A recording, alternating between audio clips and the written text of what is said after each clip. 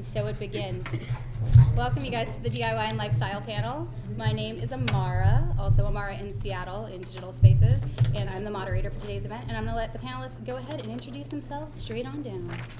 Hi everyone, my name is Carly-Ann. I run Smashing Ivory Productions. I'll probably talk more about that later, but basically I'm here to talk about the DIY lifestyle, and I'm so happy to be here. My name is Tiffany. I run Red Wine and Blue Mom, so it's a motherhood lifestyle channel. Definitely talk about that later as well, but today I just wanted to focus on defining what your message is. Hi, my name's Diana Beal, and my channel is Real Beal. It's a channel about electric bass gear for bass players, and I have a vlog channel, and I really want to talk about niching down. Hi everybody, I'm Amber Kelly. I have a YouTube channel, Cook with Amber, and my goal is to sort of share fresh, wholesome recipes to other teenagers and kids and really everyone and get them in the kitchen. Awesome. I'm Kelly Hansen, and this is my co-host. We're like a duo, so we'll be talking over each other. I'll let her talk. And we're with Local in Seattle, which is King 5's flagship YouTube series, and it's just kind of, our tagline is the guide to the city you love. So we go out and try a bunch of different restaurants and activities and kind of just show what we're doing, I guess, and what makes Seattle so great. All right, well, I think that's a place we all can agree to start, is that Seattle's pretty great. Liking a lot today. All right, so everybody on this panel is, as you guys can tell, from different pieces of the DIY lifestyle world, which is in itself kind of hard to define. So which of you guys define yourselves as lifestyle when you think about your vertical? Yeah? I'd say we do. Yeah. All right, so I'm going to give you a little bit of a challenge. How do you kind of think of defining that lifestyle vertical for your channel? Like, how do you use that for your channel? Are we going to go down the line? Yeah. I can start. All right. Sure. Lifestyle for me, honestly, I'm mostly a musician, and I work with inspiring artistry is sort of my tagline. So whatever I can do throughout the day to motivate you to create something beautiful, whether that be through music or art or just whatever you feel like doing that day. So, but personally, I think showing my lifestyle as a composer in the Pacific Northwest is sort of my vertical that I aim for. Well, for me, being a motherhood channel, motherhood is so isolating sometimes, and it's something new to me. I have a 2-year-old, currently pregnant with baby number 2, so it's, bringing a lot in right now, but it's such a broad thing. If you look at all the mom channels, we all kind of have our own little twist to it. If you ever wonder why there's so many cleaning videos on our channels, that's because it's actually searchable content. It took me forever to figure that out. But we all kind of live our lives differently, and so just showcasing how we do it and breaking down that style just kind of helps other moms do it as well, so that's kind of our lifestyle and how we do that. The lifestyle piece of mine is that we do a lot of coverage of music stores and getting out into the community and being part of that music scene. So for me, cooking is an everyday thing. Everyone hopefully eats every single day, I would hope. And I feel like there's this whole idea that cooking has to be really complicated, and a lot of people don't have time. And so my main goal is just to show you that you can make something that's fresh and wholesome and tastes amazing, and you don't have to be a professional chef. I'm 15 years old, so I can't go to culinary school or anything crazy. And I just want to show you guys that cooking can be easy because it is a part of our everyday lives, right? Everyone's got to cook to eat, so. And I think with us, we're always just trying to find, like, whether it's something free or just an activity that is fun, that makes you, like, get out. Andrew's a transplant. I've grown up here locally, so it's kind of the girl guide, different perspective that way to just, you always want to do something, experience the city, so I don't know if there's anything else to add. She words things better than I don't. So part of the reason I kind of asked that is because lifestyle is one of those verticals in YouTube that's really hard to define, right? All people really can tell when you start talking to people about it is, well, if you're going to use the tag lifestyle, you need to be doing a whole lot of things. You need to be kind of approaching the entirety of YouTube. So, because that's the case, what is one of the videos that each of you has made? We'll go the other way this time. We'll start at the end with Andrew.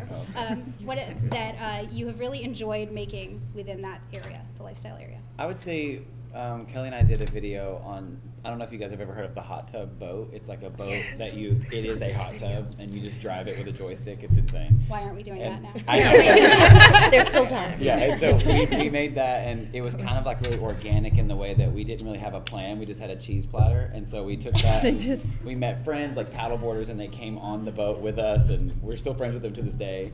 And I think just we always feel like it's better when we don't have a set out plan, because then it's like free to just whatever happens.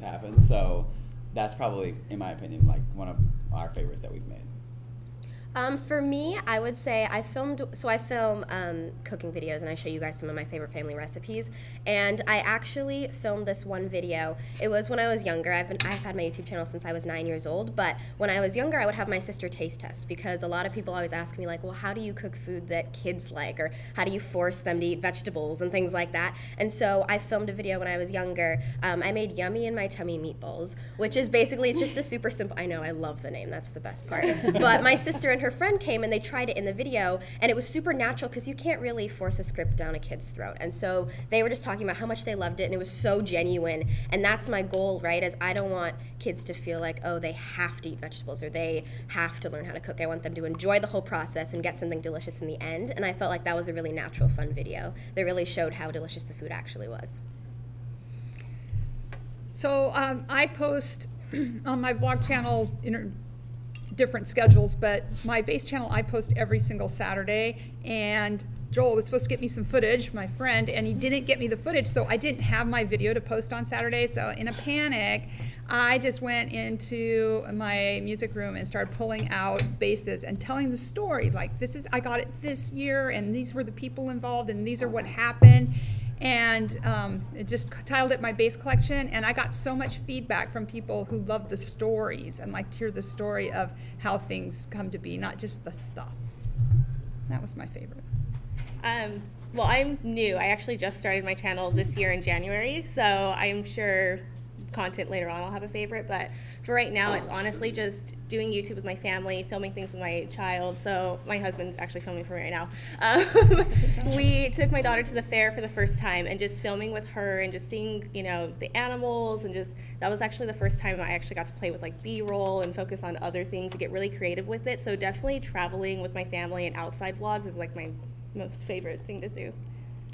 And I spent a lot of time creating kind of larger scale music videos, but what I love about vlogging the whole behind the scenes process is I get to kind of nerd out a little bit and talk about the music that went into it and what I'm pulling from and what pieces I'm taking and what lyrics I'm using, just because I really like to nerd out about music. So that kind of gives me an opportunity to share the backstory of why I care about it so much. And I think being authentic in videos is kind of the thing that reads the best to an audience anyway. So they're not by any means my most viewed videos. Most people just watch the music video, but I love making the behind the scenes just as much, if not more. So that's a piece I always kind of find interesting. There's the videos that you make. Often there are the videos that you make to do well, right? The ones that fit the kind of ever-changing, bizarre algorithm situation that is, you know, chasing YouTube, YouTube's platform as it changes. And then there's also the creation of videos that you just personally love. And that's a story you hear over and over again when you talk to creators, right? There's the videos they loved and the ones that have performed really well. Now, what is a video, or tell us a little bit about a story of a video that you really loved making that maybe didn't do the best, but you're really glad you made it anyway. Got one of those? Asking hard-hitting questions. Oh, I have one of them. So I feel like typically vlogs, or sort of like the more personal, like come around with me and like see what I'm doing in my day-to-day life, necessarily don't get as many hits, but I filmed one. I flew down to New York to do sort of a video with The Kitchen, which is this food talk show, and I got to be a guest host. But I also, so I filmed that whole process, but then on the side, I went and visited one of my friends from Rachel vs. Guy Kids Cook-Off, Gibson Brelly. He won the whole thing. He's amazing. And we just cooked, and we hung out, and we had a really fun time, and I sort of vlogged the whole process. And while that may not have been the most, like, the best quality video, I'm pretty sure half of it was filmed on my iPhone, not gonna lie. But it was super fun because I just got to reconnect with one of my old friends from the food world, and we just had a blast cooking and eating some really amazing food. And I don't remember how many views it got, but it probably wasn't as many as my structured, like, camera, microphone, all that. But I had a blast. It was really fun. Yeah. I have one. We went in Hawaii, and I just got my first GoPro, and my son decided he was gonna go parasailing. And so he went up on parasail with the GoPro. And it was just the most beautiful, amazing footage of the water and the islands, and nobody watched it. But it was so pretty. I think we have one too. It's same thing, like, you know, just happened organically. And I love what you guys were saying about just being authentic, because I think if we just go out and sometimes don't think, and we're like, let's just vlog, like, let's just enjoy our day and try and be ourselves and not panic on like how many views we're gonna get and just like what the thumbnail look. It's just exhausting, I think, like what B-roll, everything else. So we just went out and really just experienced Seafair for Andrew's first time, and I ended up meeting the cutest hydroplane racer. I broke my heel. I like fell. It was a total disaster. But when I look back on it, I keep finding myself going back and watching that video and just kind of laughing, because I really think we were totally ourselves, and it didn't get a lot of views either, but I love it. She loved the guy. Yeah, well, maybe not. Truth comes out. And I think authenticity is something that's changing a lot because of YouTube. I think digital spaces are making it so that for a long time you could kind of pretend to be good at certain things. You could kind of put up a little bit of a front, and having so much access to so many videos that so many different kinds of people make. I mean, we've got a whole series of people here that are under a single category that do things that are not at all the same across the board. So people are learning to see authenticity, and I think we're seeing it bleed more and more into things that are successful across the board. So I personally think that's a super cool thing that's coming out of YouTube. So let's get into the thing that often people want in a situation like this: tips and tricks. And what I'm going to ask you guys to do, I'm just going to keep asking hard-hitting questions today. Cool. But what I'm going to ask you guys to do is, if you can think of a specific situation or a specific thing that you really found that changed things for you. There's a lot of kind of common knowledge tips, and there are tips that we'll get into, but something that really changed the game for you. So, any thoughts on that? What we got? Discipline. Okay. Which is something I'm still learning by far. I've found that I've been making content for a number of years, and a little too long. And I still haven't really found my jive yet, but I think I'm finally able to be in a place where I can really discipline myself into not only a healthy working schedule and a balanced life, but also a healthy body and mind to be the most productive as possible, which I'll talk about in my presentation as well. But I think discipline and forcing yourself, even if you don't want to live a 9-to-5 lifestyle, getting your uploads out on time and getting things to the best quality that you can possibly make, and then getting better every single time you make a piece of content and learning every time, I think has always been the model of success for me, and it's still working to this day. And the more and more I keep up with it and get better at it, the better and better results I get. I would have to say just staying authentic and not comparing yourself to others. So like I said, I've been, 10 months now? So January 8th to now. I actually just went into review 2 weeks ago. And I think it honestly has to do with me just staying engaged with my subscribers that are around and just staying authentic with them. I mean, I get so many people that email me, and I make sure I comment back to all of them, direct messages. I'm building a relationship with them, and the number one compliment I always get is, "You're so authentic, you're so relatable, thank you for being so positive." And it just means the world to me, especially as a mom. I suffer from postpartum depression, I suffered with anxiety, and so I'm super open and honest with everyone, and so I think that authenticity just keeps them coming back to me versus trying to keep up with the Instagram moms out there, because my life is not like that. I do not have white sheets, and I'm not going to pretend to. No. So that's my biggest tip for you guys. I let my niche find me. So my channel for the first 3 years was just solid vlogs. And after that bass video and people started leaving comments, I thought I had to be an expert on bass gear to make those videos, and I don't. Because in the comments, they give me all of the advice and tell me what to do. So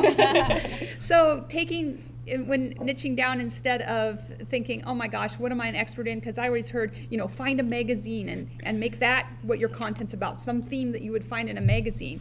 And I didn't know where to start, and instead it found me. And so now I'm learning along with my subscribers. And so that was an adventure I didn't expect. What's more authentic than that, really? I mean, that's something that speaks to all people, right? People understand the idea of growing, and I think that's something that also I'm seeing people really enjoy in YouTube videos the more I watch them as a broad spectrum social experiment. That's amazing. I think the thing I would say for me is everyone who films YouTube videos has a different schedule, a different plan, a different idea of what their channel is going to be like. And I feel like for the first sort of few years of my channel, we uploaded all the time, right? We had videos coming out probably once a week, and I go to school, I play sports, I have friends, and I try to do other things outside of just YouTube. And so I think realizing that I'm not going to be able to post every single week. That's just not sustainable for my lifestyle right now. But I'm sure a lot of you guys post every week. I don't know how often you guys post, but that's just something that's going to be different. And so rather than stressing oh my gosh, I can't get a video up, or oh my gosh, I'm not going to be posting as much as this person or that person, and they're not going to like me, then my subscribers are going to leave, they're there because they want to watch you. And if you can't put up good enough content that you're proud of and that you love all the time,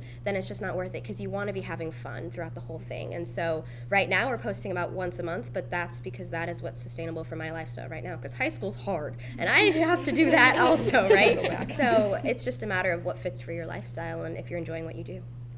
Yeah, I would say for us, our biggest thing is, like, we do local in Seattle, but we also like do a lot of branding stuff at King 5. We work in the marketing department. So we come from video professional backgrounds. So it's like we're trying to find the line of not being too hard on the YouTube video. We kind of take the same perfectionism to the YouTube videos, and when we do that, it never really, like, when we watch it back, we don't really see like, oh yeah, we spent like way more time on that. It's like the ones that we just got done and had more fun with the edit, those are the ones that perform better and we like better.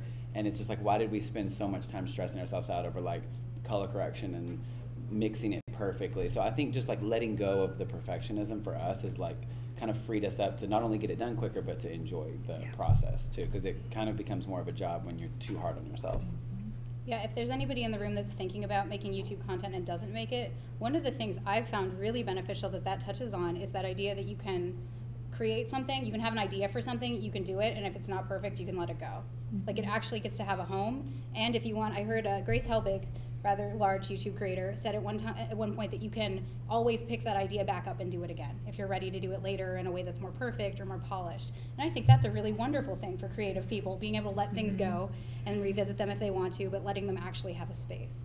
So, speaking of letting things go, I'm going to do the part where I'm going to pass this along. Each of the creators here is going to do a little bit of a chat about what it is that they do specifically, so you guys can get to know them better. Some of them have slides. Some of them, I don't know, they might have dance moves. I have no idea. So, Hot tips. Anybody want to go first? You want to get it off? I can go first. You want Let's to do smash it. this, Let's do Carly? it. Yeah, let's smash it. Let's do it. Should I stand? Should I sit? You could, That's whatever me? makes you comfortable. That's Just me. I really people like is standing. supportive. I like moving. I'm sorry. I hope that's not going to mess up the video, but I can't even click through if that's helpful. Yeah, okay. That's me. Hi, guys. My name is Carly Ann. I'm really excited to be here today, and real quick thank you to Amara as well as the Seattle YouTube team for putting on this event, because you guys have worked so hard, and thank you for the Living Computers Museum for hosting as well. I love our community, and it's so cool that we have this. I was sitting in your seats last year, and now I'm up here, which is really cool, and I'm very excited and honored to be up here with you guys. And as I said, my name is Carly Ann. I run a company called Smashing Ivory Productions, where I smash a lot of things. If it says Carly smashes fill in the blank here, it's probably something I run. I work in music, beauty, comedy and entertainment, and education, which is why I was kind of surprised, as Amara mentioned earlier, when I was put on a lifestyle and DIY channel, because I don't normally associate that. But I realized that actually DIY and lifestyle is something I really do identify with, because I love the do-it-yourself mentality. So when I think of do-it-yourself and lifestyle, I think of two words. I think of the words entrepreneur and creator, which I imagine most of us in this room can probably identify with on some level or another. So the word entrepreneur, give me a second here to nerd out because I do run a history channel, was coined by Jean-Baptiste Say, and he was a French economist and businessman, and it's a French word, as I said, and it actually means adventurer, which I think is so cool, because you're discovering new ways of selling a product or making money, making an audience happy or a customer happy, and you're fulfilling your life with really hard work that means a lot to you personally. So personally, I've had a lot of different kinds of work experience. I've worked in retail, I've worked in marketing, technology, audio engineering, composing, and I can definitely say for certainty that I tend to gravitate towards an entrepreneurship mindset. But it's more than just a mindset. It's really a lifestyle. And what's cool about being an entrepreneur is, of course, you're the person that you report to at the end of the day. You get to run the rules, you're the boss. But that can also be kind of crippling if you're filling yourself with self-doubt and deprecation. So what I'm just going to try to impart to you today is that it is a lifestyle that you can maintain, you can build, and you can work on every single day. I'm by no means perfect. I'm working on this all the time. Being an entrepreneur is a lot of hard work. If there's one thing I can impart on you today, it's that if you want to work for yourself seriously, take working for yourself seriously. Because again, it all comes down to you. There's no excuses left. This has been what's motivated me. If it doesn't motivate you, just bear with me for a few more minutes. I promise I'll get inspiring. But for now, this is what has motivated me and how I've kept working. So you're sailing through uncharted waters as an entrepreneur. You're trying to do something different. You're trying to do something for yourself.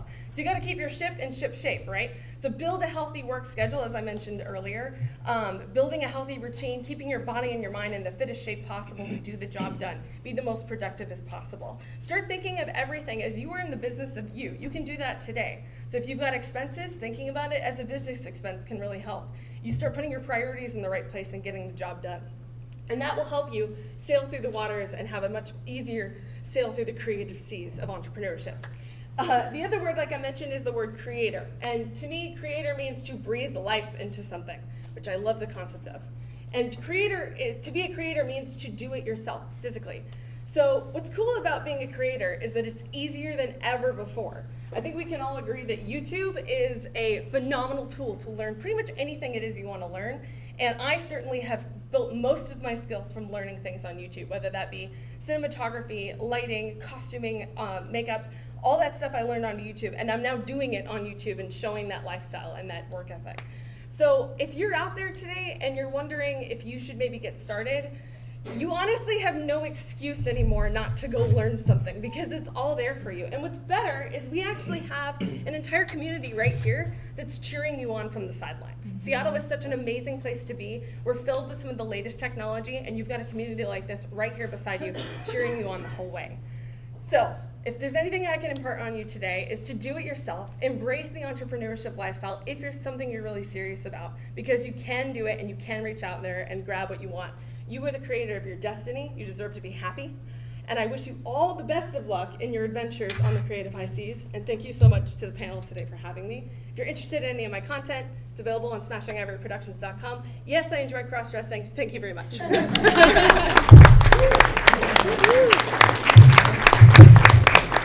right. Okay. I guess I'm next. I'll go next. Go. Okay, so I don't have slides. I'm actually, this is going to be pretty much me. I'm very unscripted. It's just what I do. But before YouTube, I was a manager in retail. I'd been doing that all my life. My parents actually owned their own company when I was a little girl. I was learning like QuickBooks and balancing checkbooks and all that when I was 4. So I've always been in business. I've always had a business mindset. When I got to high school, I went into accounting. I was really nerdy with that. I actually went across the state. I'm from California. We went all around California, and I did accounting competitions, which is literally just sitting in a room balancing checkbooks for hours. And yep, placed with those. Like, I was just so weird. YouTube is not what I saw on my roadmap. This was not what I wanted to do. I knew I wanted to do something big, own a company. I actually played with the idea of owning like a bar, like I don't know. And so I found myself losing my job because my company wasn't doing so well, the one I worked for, and they had to file bankruptcy. So January 1st of this year, I was jobless. So really great way. Me and my husband just moved into our house. Like I said, we have a little girl, and I was like, oh my God, freaking out. So I did what most moms do. I went online, and I was like, work from home jobs. And blogging came up, and I was like, oh, that sounds easy. It's not easy. No. And so I took a blogging course, and that blogging course set me on track to upload a video to a platform I've never used before. And I'm, teacher's pet, and I was like, oh my God, my homework's due in like a day. I need to do this. And that night, I was singing to my little girl to go to bed, and we have this ABC song we created, and I just turned on my cell phone. That's it. Didn't edit. I didn't know what a title, tag, description, any of that was, and I just posted it to YouTube because I was told to. Every video after that, I don't know why I kept doing it. I just kept doing it. And I was literally doing it from my cell phone. They either cringe, anything after like July, don't watch, guys. It's so bad on my channel. I've actually hit a few. I was like, ugh. But I found that you don't need to be an expert to start YouTube. You just need to start YouTube to become an expert. And I've honestly just kind of figured it out along the way. I've YouTubed how to do YouTube. My husband got me my first camera. He got me my first editing software, which I work with Vegas Pro. Not a good first-time user-friendly thing. But I found other creators because I was Googling how do I edit this. And that led me to watching tech tubers because he loves tech tubers. I love their B-rolls. I love their angles. I love their editing style. And I was like, I can incorporate that as I'm trying to still define myself and my niche. And I was all over the place. I thought I could play with makeup. I'm not a makeup guru. I thought, I was literally for 6 months trying everything. So what I found is I somehow was attracting people to subscribe to me. I had 1,000 subscribers, which is a part of the requirement. requirements in my first 6 months, but they weren't coming back to watch me because I kept changing what I was doing. So Nick Nimmin, I'm huge Nimminati. Nick Nimmin uploaded a video with Tim Schmoyer, and they were talking about defining your message. And so that was, I think, August 8th is when he uploaded that. And so I sat back, and we were on the road to trying for baby number 2. And so I was like, you know what, I really want to document this because it took 7 years for us with my daughter, and I thought it was going to be another long journey. It took a month. I was like, well, that was a very short series. But for all of August, I defined what my channel was. I defined my message, which was helping mothers live a more positive, less stressed out lifestyle. I did not want a busy schedule with my child. My child is all over the place. She's very spirited. And so I was like, how can I show routines that don't stress moms out? That's motherhood stressful enough. How do I show, day in the life videos to do this? And before every message, I defined what my message was. Helping you live a more positive life. And I realized I started finding my target audience, and then that led to my last video on the 31st. I went into August at like 1,000 hours. The 31st, my video took off. It has over 20,000 views now. Never even imagined doing that because it was a part of our trying series, so we found out we were pregnant. Video took off, and in a month and a half, I reached my requirements. And it honestly was just about defining what my message was, having people keep coming back to me, and gaining. And yes, I lost some of those first 1,000, but I gained a new target audience, a new 1,000 subscribers, a new message for everybody. So if you are new or starting, like I said, I started on my cell phone with no editing, not knowing what I was doing. You can definitely do this, but it's just finding what your message is, finding, do you want to do this full time? Do you want to entertain people? Do you want to just show your life? What do you want to do with this? And then just running with that. And Tiffany, where can they find your content? Did I not say my channel name? Sorry. My channel is Red Wine and Blue Mom. Funny, it's actually inspired by a 4th of July t-shirt. But I am a red wine fan, not right now. I'm blocked out of the wine cellar for 9 months. Oh, yeah. But the Blue Mom came from the aspect, like I said, I suffer from, postpartum depression, anxiety, so it's like a play on sad mom, but I didn't want to call it sad mom, so that's where it's at, Red Wine and Blue Mom. Awesome. Cool. Thank you. You're welcome. All right, Di? Can I play my channel trailer? 100%. You can play your channel trailer. Actually, Hi, this is Di, the Bass Plant Mom. This is my bass gear and music channel. I have played electric bass since 1981. We were born. Fender Master. It is a short scale, but it's so I can carry it over my shoulder. Like I love the hoods. And I have run concert music.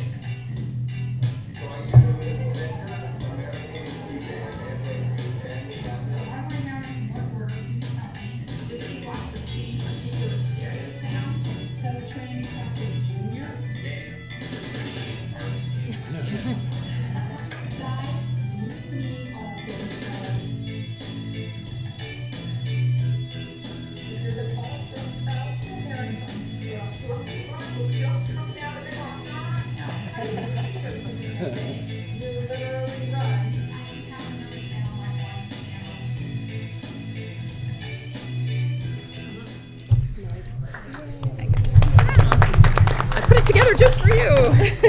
Actually did. Like, oh my gosh, I have to update my trailer. So I just split my channel from my vlog channel. So all of my old vlogging content is still on this channel, and I didn't lose any subscribers, which was awesome. My vlog channel now has 25 subscribers. So it is just starting over, and that's 4 years in. So that was a big step to switch over, but really important step to take. That was Tim Schmoyer advice, and so I took it.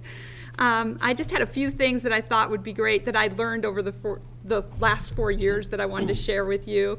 We were talking about being consistent. Be consistent for what your audience expects, and that is really great. Be consistent. I mean, Nick Nimmin, your thumbnails, your branding, get consistent with it. It doesn't have to be fancy anymore, which is great. But it does have to match, because it will drive people crazy. And do what you can with your audio. Fix your audio. I have some conflicting feelings about things. I think you really need to know your competition, so make sure you're watching channels that are like the material that you're putting out. I watch Scott's Bass Lessons and Adam Neely and some of the other bass players to see their content, but then on the other side I say, don't look at your content, at your competition. Do you and know your brand. I start every video, hi, this is Di, and my bass videos are, hi, this is Di, the bass playing mom. And so that's who I am, and I know that when I walk away from here and also on my channel. So being consistent that that's really you, and that is really you presenting, then you can be that authentic person. You want to look at other people that are killing it, but you know, don't measure yourself up against other people. And so the main thing is to achieve success, but what is success to you?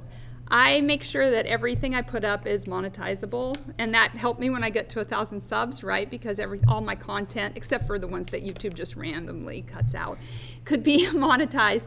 But then again, don't do it for the money, right? I ended up thinking that I was doing this to build a community, and instead I've met my community through this, and I've made some awesome friends. You make these friends. I mean, even here, just looking out, I've got people I got to wave at. And our channels are so different, our content is so different, but we've become amazing friends. And I was looking at a picture that I had that was myself and three other YouTubers on it. One was my son, who's up to like 25 subs on his channel. And then another was RFS Dan. He's got like 2,000 subs. And then Jessica Hatch, who's my good friend, who is from Gone to the Snow Dogs, and she has, she has 5 channels, and she has close to 1 million subs. And it's like that ranking of who we are based on our subscriber count, it doesn't matter in the real world. We get away from YouTube. And so if we can use this as a way to make friends. Oh, and don't let the haters get you down. I posted a video that everyone hated. If anyone ever heard about the controversy at VidCon with the Anita Sarkeesian panel, yeah, I was at that panel and I recorded it. Do you know that the people that do not like Anita will completely destroy your page? All of my videos got hit. I got thumbs down on everything. Everything got commented. And don't let that get you down. You got to find the humor in that. It's just ridiculous. I didn't have any stake in that game, and I didn't really care. I was just a witness, a bystander of the strangest event. I mean, and security at VidCon changed this year because of that panel. And I was there. And people were like, why did you edit that out? I said, I turned my camera off because I was just watching a panel. Who knew? So just don't let the haters get you down, and be able to move forward with what you know you're doing and that it's right. Thanks. Can I play my trailer as well? Thank you. What's up, everybody? My name is Deborah Kelly, and this is my YouTube channel. I am all about fresh, wholesome, delicious food that everyone can make and have fun making in the process. YouTube has been such an amazing journey and experience for me. I've learned so much, especially from some of my idols that have gotten a chance to meet, and some really inspiring people. And all of them are helping me spread the message about fresh, wholesome food and having fun in the kitchen. I'm learning stuff every single day. Whenever I try a new recipe, creating a recipe, I'll be sharing it here on this channel. So if that seems like something you guys want to see, then definitely click that subscribe button down below. It's free and you can be notified whenever I post a new video. If you are already subscribed, thank you so much. I'm so grateful for you. And if you're just now joining, I'm so glad you're here. You guys, welcome to Cook with Amber. I will see you in my next scripted video. Bye. Perfect. Yes. Thank you. I know I sound a little bit different. Sorry, guys, bear with me. I'm not like going through, puberty or anything. It's just I'm sick. But yeah, I just want to give you a little bit of an idea of sort of what I do and how long I've been doing it. So I started YouTube when I was 9 years old. I'm now 15. And the reason I got into it was I don't have celebrity chef parents. They're sitting right here. I don't have this crazy background of chefs in the family or restaurants or anything. I just grew up with really fresh, wholesome foods, and that was the stuff that we ate in our house. And around 2nd grade, I used to get bullied because all of my friends thought that those foods were uncool because they didn't have like flashy colors and cartoon characters and all this crazy packaging and like toys or whatever. So they thought I was really weird, and so I used to get bullied because of my food, which isn't a typical thing for like a 8-year-old girl to be going through.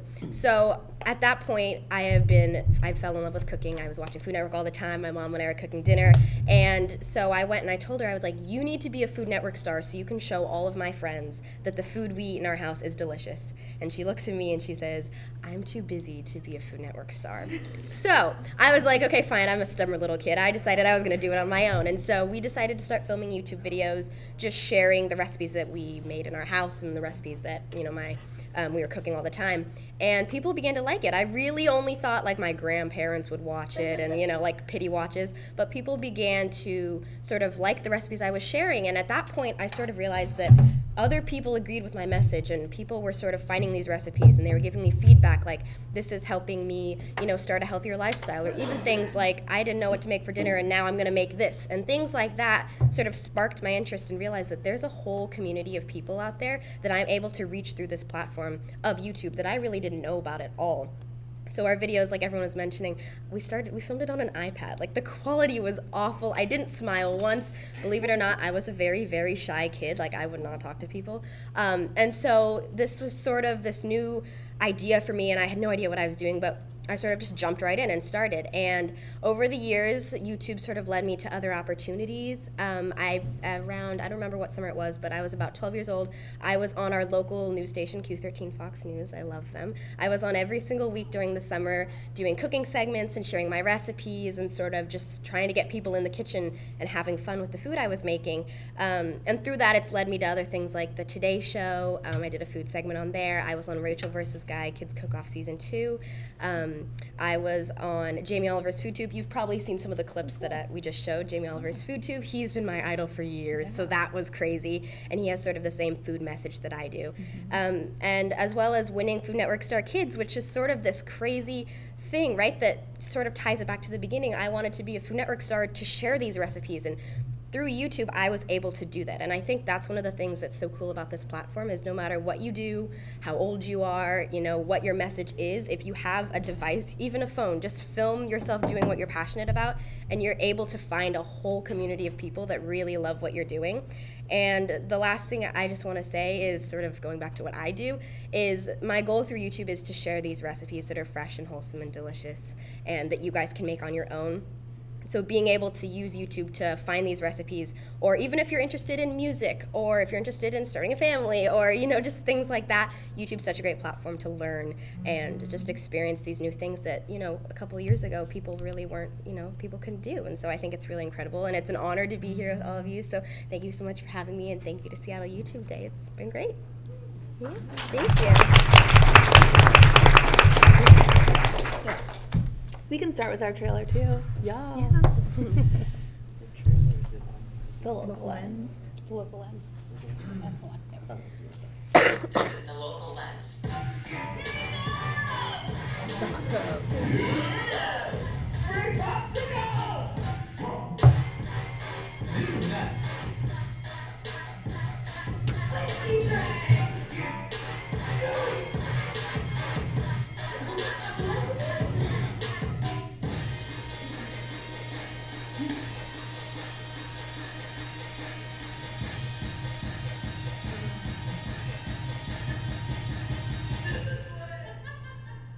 It's the old YouTube logo, but. So I guess we can kind of just go over like tips and kind of how we got started. But right when I met Andrew, I was like, we have to work together in some capacity at work. He's been doing his vlogging videos ever since he was a little kid. I feel like I have a background in kind of a small town reporter in Montana, but we both can kind of, well, we can shoot, you know, edit, write, market. We both work for the marketing team at King 5, like Andrew said. So we were just trying to figure out a way to innovate and bring something different to King 5. You know, they're always trying to figure out how to target a different audience, and just a lot of things are moving, obviously, to the digital space.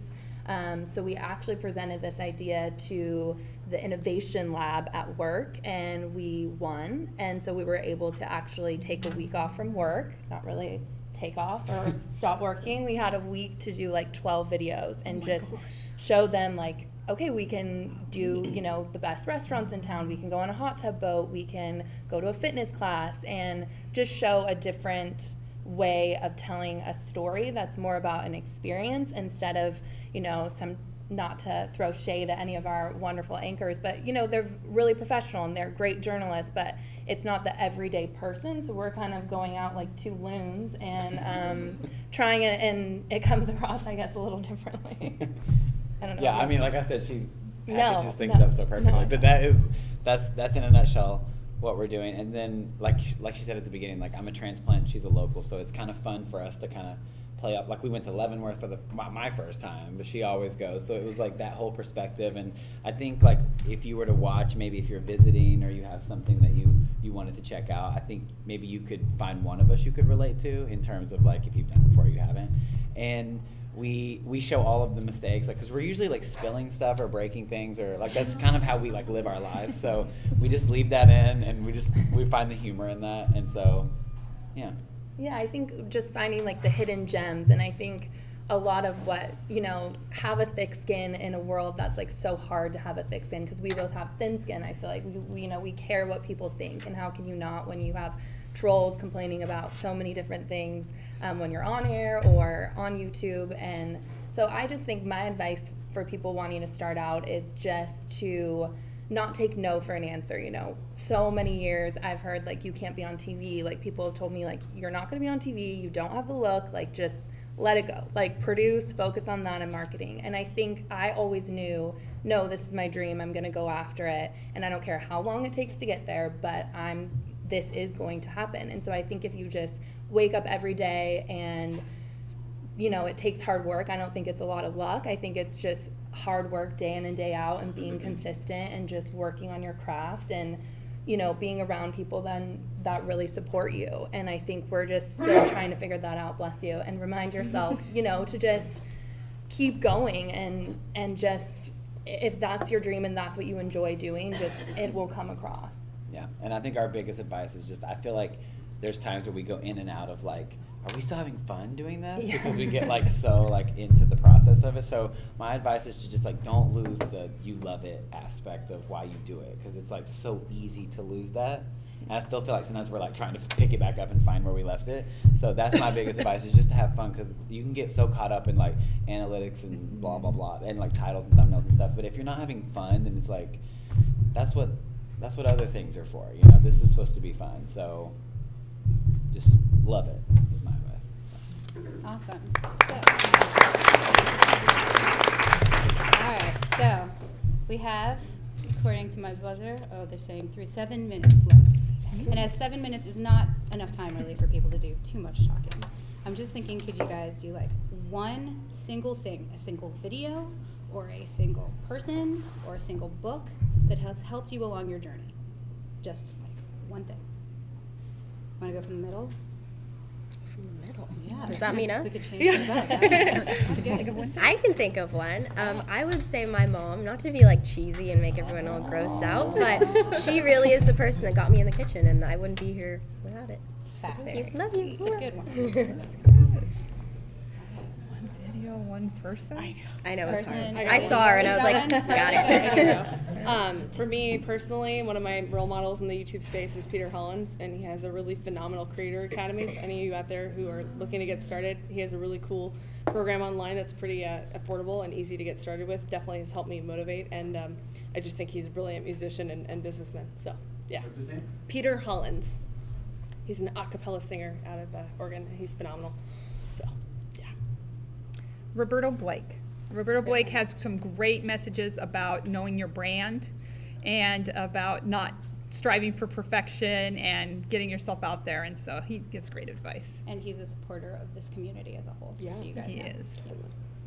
I guess I can kind of play off of that. And Brian G. Johnson I'm part of his Facebook group, and they're so just informative, and it's non-bullying. It's very, if you have a question, no matter how big or small your channel is, they're there to answer and give you the advice. So that's someone I've kind of just like attached myself to lately. Brian G. Johnson? Yeah. Okay, so I guess my favorite YouTuber of like all time is iJustine, which everybody knows who she is. Yes. She actually came to University Village a few weeks ago, and I like went out there and met her in the parking lot. It was really creepy, but I've watched her since like I've watched her since like 2009. Like, Hey IJ, what's up? OG, right, yeah. And so what I like to do though is study like how she does things. And I know she has a lot of luxuries that we all don't have, but like she'll upload videos at like midnight, which is like 3 p.m.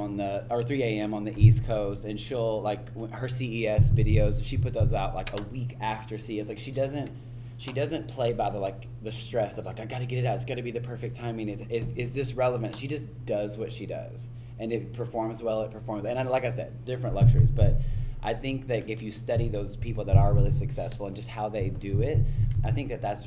I just think it's really interesting that she doesn't put herself to the pressure of like it's got to be out right now because this is when the moment is happening. She just like makes the content. She has fun, and she's really relaxed about it and really smart. So. All right. Anybody else? Thoughts?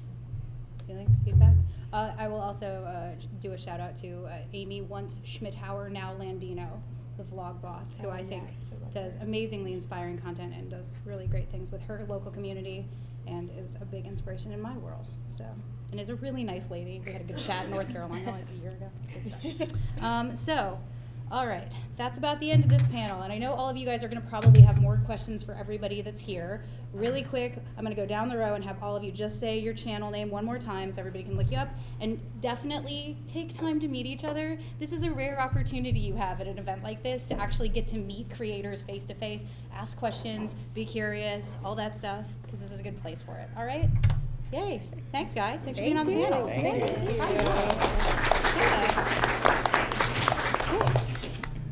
Oh, channeling. Channels. Are we going down? Channels. Okay. Carly Ann Warden. My main channel is Carly Smashes Ivory. Tiffany Day, Red Wine and Blue Mom. Diana Beal, Real Beal. Amber Kelly, Cook with Amber. Kelly Hansen, Andrew Coleman Smith, local in Seattle. We're also on King Five's channel as well. You'll see us in the playlist. And I'm Amara in Seattle, and very soon Amara Doomlau also. All right, you guys. Okay. There you go. Thank you. Here's my keepsake. I know. I was on a panel.